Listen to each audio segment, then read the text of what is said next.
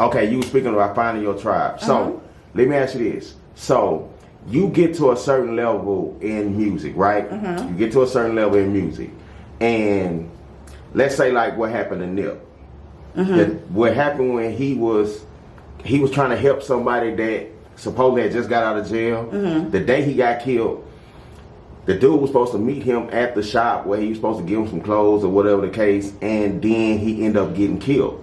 So the backlash from that was that, that's why you can't really help people and stuff like that. Like, what do you feel about stuff like that? Do you feel that same way, like, or do you feel like that just was a fluke situation? Or, do you feel, because a lot of people feel like that. Yeah, and I get it. Some people you can help and some people you can't help.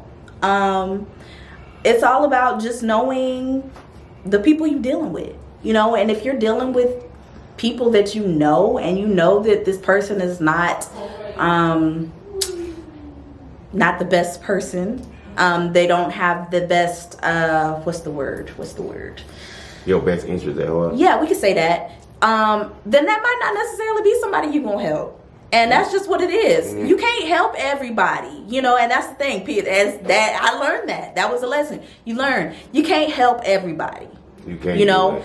You help the people that God puts in your path, that puts on your heart to help, and you do that, and you keep it moving. And maybe even in that situation, for all we know, that might have been God's plan.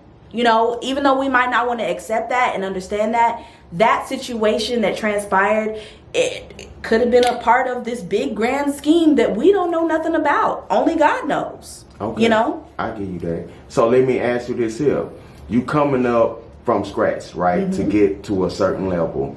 And it's people that you grew up with, you went to school with, we all have the same 24 hours a day, right? Yep. So with that being said, you come up and make something out of yourself. The person that stayed next door to you did not.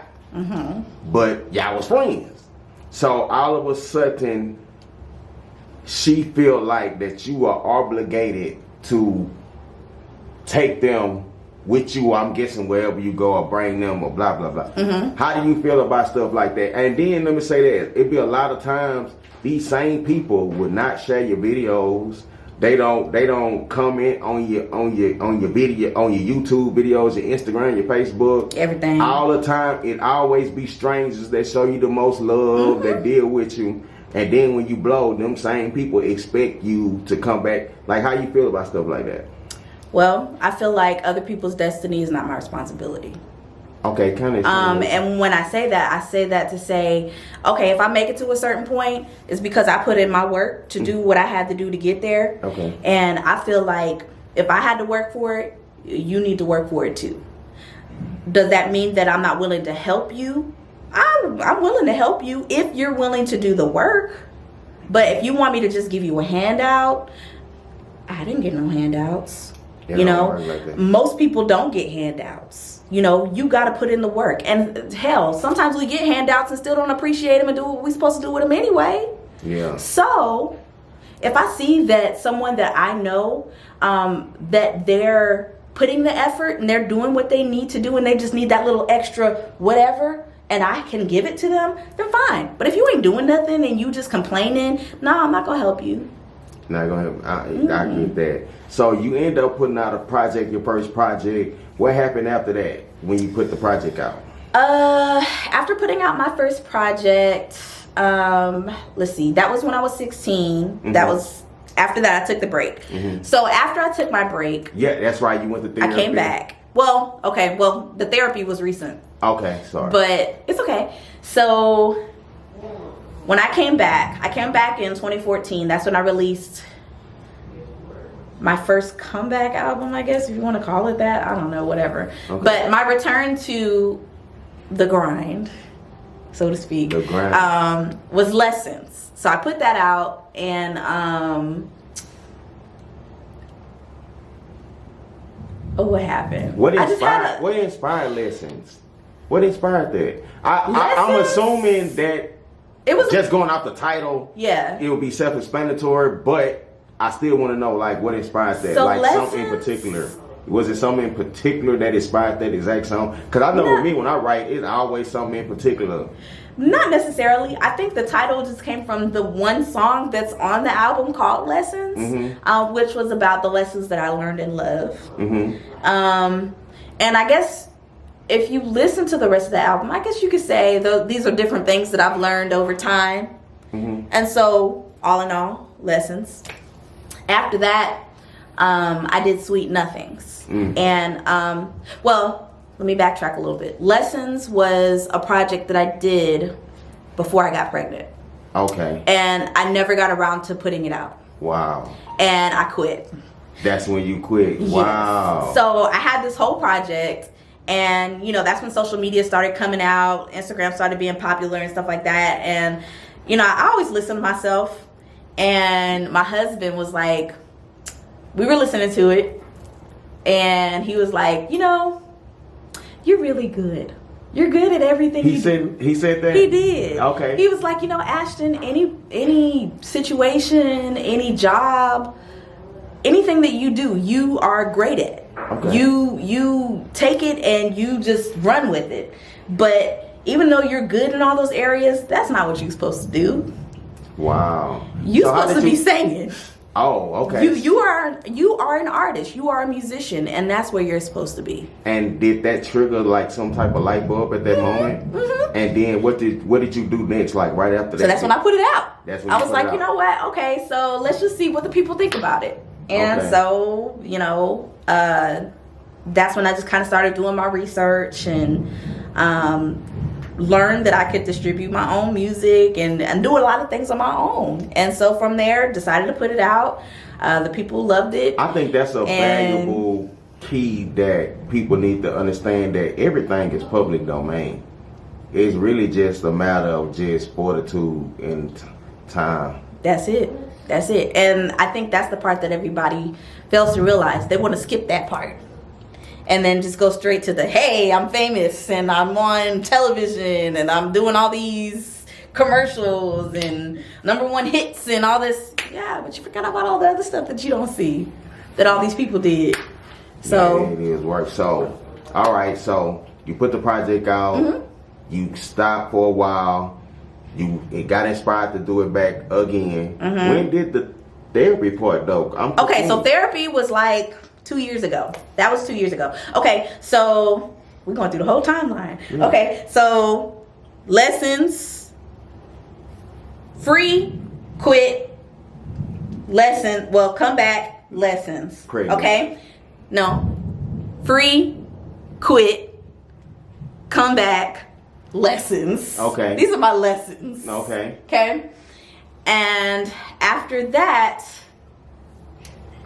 I came out with Sweet Nothings. Sweet Nothings. Sweet Nothings. And so Sweet Nothings, like everybody was, after I did Lessons, everybody was asking for another full-length project. I didn't have time to do that. Guess what? I'm independent. I ain't had the money to do all that either. Yeah. So I was like, okay, I can do an EP, Sweet Nothings, to keep you guys going. What, till I get 6-song EP? It was 5. Yeah, it was 5.